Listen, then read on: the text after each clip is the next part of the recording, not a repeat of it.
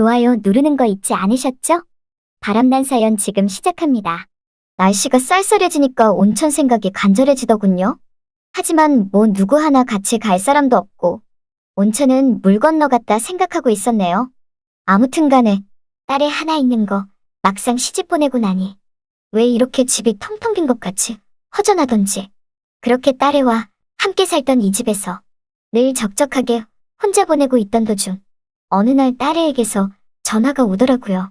이번에 가족끼리 온천에 다녀오기로 했다면서 저도 같이 가자고 하지 뭐예요.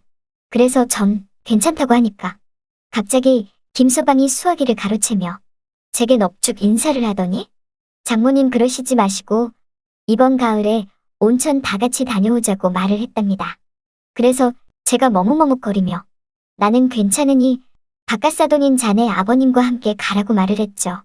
그 말을 듣자 사위는 다시 딸애에게 수화기를 넘겼고 딸애는 다시 전화를 넘겨받자마자 엄마 그럼 가는 줄 알고 있겠다며 전화를 툭 끊어버렸네요. 뭐 보니까 혼자 된 사돈은 안 간다고 하는 것 같았답니다. 그래서 딸애가 절 생각해서 시아버지가 안 가시니 절 모시고 가자고 한 것 같았거든요. 뭐 그런 생각들을 하니 어려운 사돈도 안 가겠다. 혼자 사는 제가 안 갈 이유도 없죠 뭐. 그래도 괜스레 애들에게 짐들까 생각해서 안 가려고 했지만 저 역시도 갑자기 날씨가 추워지니 혈액순환에 도움 좀 될까 생각하고 오랜만에 온천욕 좀 해야겠다 느껴졌답니다. 며칠이 지나고 드디어 딸과 사위와 온천여행 가는 날이 찾아왔네요. 이게 얼마 만에 떠나는 온천여행인지 남편이 살아있을 때 가본 온천이니까 벌써 15년이나 흘렀답니다. 그동안 딸애 하나 키우며 시집 보내겠다고 억척스럽게 살아온 세월들이 주마등처럼 지나가는군요.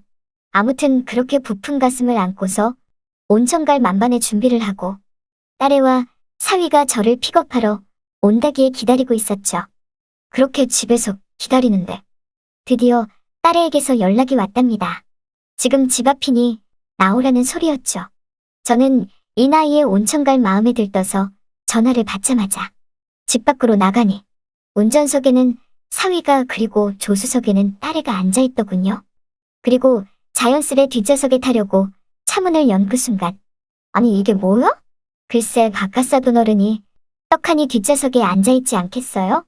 저는 너무나 놀라고 당황스러워서 인사도 제대로 못하고 싫다는 내색은 더더욱 못하고 딸애에게 이거 어떻게 된 거냐고 나름대로 눈빛으로 눈치를 주니 딸애가 제가 보낸 눈빛을 읽었는지 대충 얼버무리며 넘어가려고 하지 뭐예요.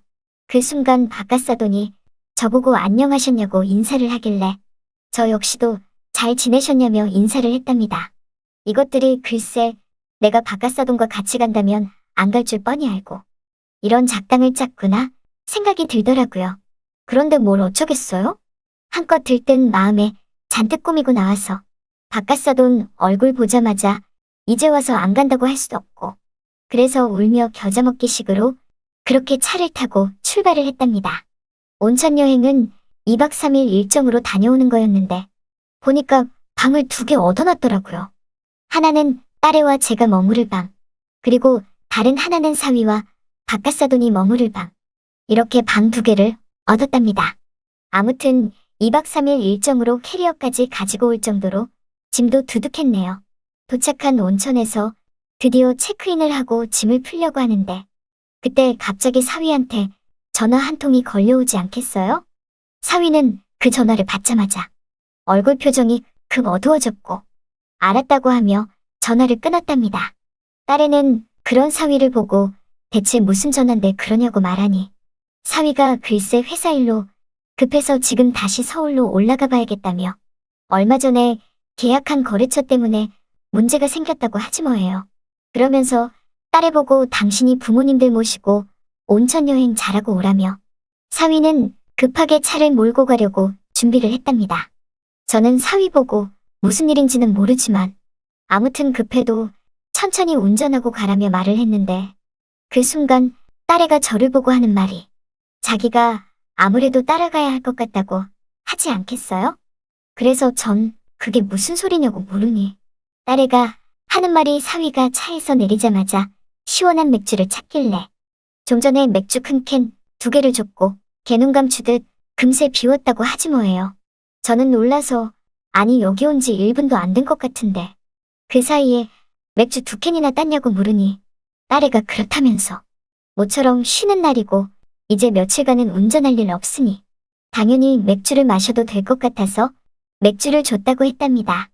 그 말을 들으니 딸애 보고 가지 말라고 할 수도 없고 저는 딸애에게 대리 맡기면 되지 않냐고 말을 하니까 딸애가 갑자기 사위 눈치를 보면서 저 사람 자기 차 남이 모는 거 극도로 싫어하는 거 엄마도 알지 않냐며 그리고 아마 가는 내내 성격상 불편해할 거라면서 그냥 자기가 차 운전해주는 게 남편한테 더 좋을 거라고 하지 뭐예요. 그 말을 또 듣자니 딸을 보고 따라가지 말라고 할 수도 없는 노릇이었답니다. 저는 알았다고 했고 순식간에 딸애와 사위는 호련히 온천 여행지에서 사라지고 말았네요. 아니 그럼 뭐야? 나랑 바깥사돈 둘만 남은 거잖아. 정말 황당했어요. 그래도 뭐 일이 금방 해결되면 딸애랑 사위가 곧 다시 오리라 여겨졌답니다. 그렇게 사위와 딸애가 급하게 떠나니 이러지도 못하고 저러지도 못하고 저는 우선 묵을 방에서 짐을 풀고 있었는데 그때 갑자기 노크 소리가 들리더라고요. 여러분이 지금 듣고 계신 채널은 바람난 사연 채널입니다. 저는 누구시냐고 물어보니 사돈 계신가요? 접니다. 라고 바깥사돈이 말을 걸어왔답니다. 저는 뭐 필요하시냐고 물으니 그게 아니라 온천 왔는데 애들 없다고 그냥 보내면 되겠냐며 같이 온천욕을 즐기자고 하지 않겠어요? 남사스럽게 남편도 아닌 바깥사돈과 온천욕이라니 정말 일을 어떡할까 하는 생각이 들었죠. 그렇다고 사돈 혼자 하라고 냉랭하게 말하기도 그래서 우선 알았다며 곧 나간다고 했답니다. 온천욕은 예전 우리 때와는 조금 다르게 옷을 갖춰 입고 성별 구별 없이 함께 할 수 있는 곳이었는데 흔히 요즘 애들이 말하는 스파 그런 것 같더라고요. 그래도 그렇지 뭔가 좀 불편했어요. 아무래도 제가 뭐 옛날 사람이라 그런가 보죠 뭐. 그렇게 사돈과 뜨끈한 온천물에 온천욕을 즐기고 있는데 바깥사돈은 이 와중에 아주 시원하다고 좋아하더라고요. 저는 이 상황에 온천욕을 더 하다가는 마치 탈진할 것 같아서 그냥 일단 먼저 일어섰는데 아니 글쎄 이 양반도 날 따라 같이 일어서지 않겠어요? 저는 그래서 왜 같이 일어서시냐며 더 하시지 그러시냐고 물으니 바깥사돈은 오랜만에 땀 많이 뺐다며 그러지 말고 이쯤에서 같이 시원한 식혜 하나씩 먹자고 하더군요. 전 얼떨결에 바깥사돈을 따라 식혜를 파는 조그만 매점으로 향했어요. 매점 직원이 뭘 드실 거냐고 물어보길래 바깥사돈이 식혜라고 대답을 하자 그 매점 직원이 글쎄 바깥사돈 옆에 서 있는 절 보고 어머님도 그럼 아버님과 같이 식혜로 드릴까요? 라고 하지 않겠어요?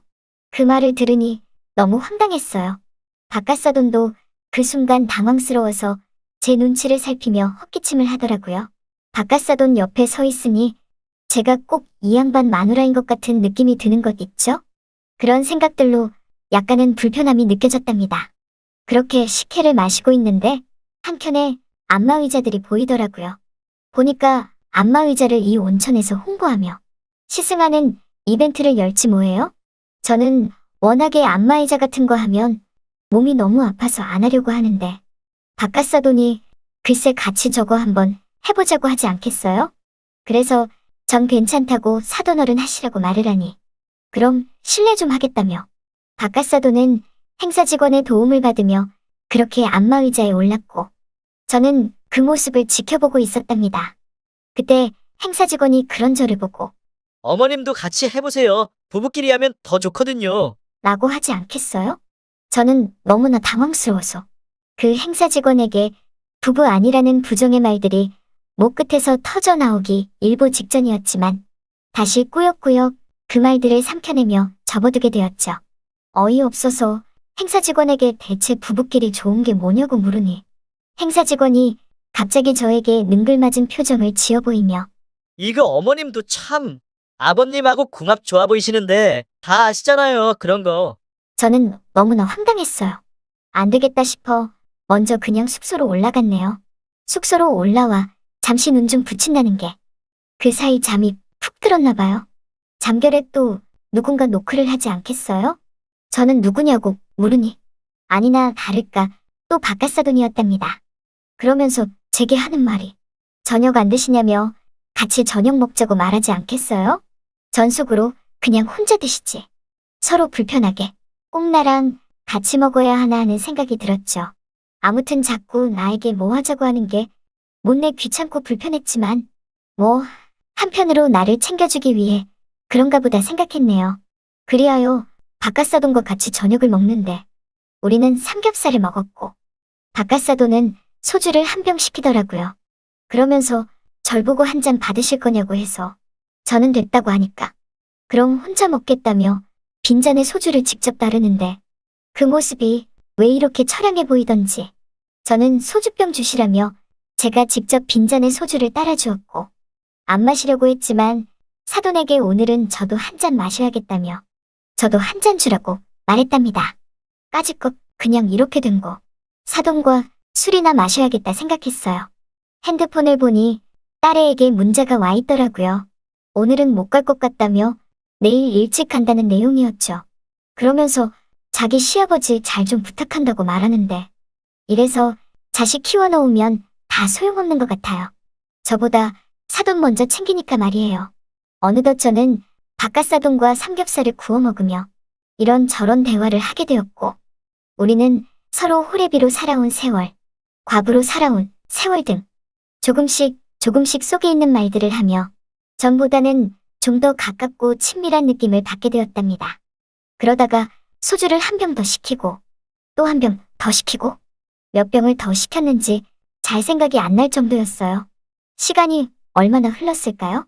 그리고 눈을 떴는데 딸애랑 사위가 눈앞에 아른아른 보이지 않겠어요? 딸애는 토끼눈을 하며 저를 놀란 얼굴로 쳐다보며 아무 말도 못하고 있더라고요. 사위 또한 그 옆에 서서 경악을 한 듯 아무 말도 못하더라고요. 그래서 이상하다 싶어 저는 애들에게 왔냐고 하며 왜 이렇게 쳐다만 보냐고 물어보는데 딸애가 갑자기 떨리는 입술로 엄마 라고 하는데 순간 뭔가 이상하다는 직감을 했죠. 그래서 방 주위를 둘러보니 아니 이게 뭐야 대체.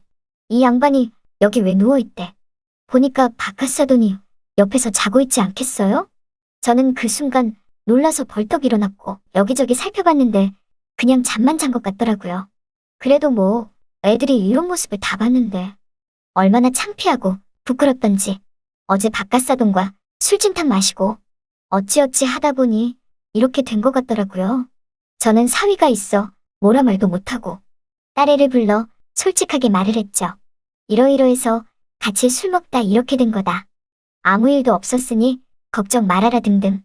뭐 이런 식으로 말을 했고 바깥사돈 또한 저와 비슷하게 사위에게 말을 했답니다. 그 뒤로 어떻게 됐냐고요? 솔직히 말하면 그 일로 하여금 바깥사돈이 더 편해졌네요. 같이 술 마시며 속에 있는 말들을 꺼내놓은 우리이기에 이제 늙음하게 친구처럼 지내고 있답니다. 가끔은 애들 몰래 단둘이 만나서 술 친구도 하고 있어요. 물론 우리 사이는 딱 거기까지만이죠 뭐. 더 이상의 진도는 도덕적으로 허락하지 않으니까요.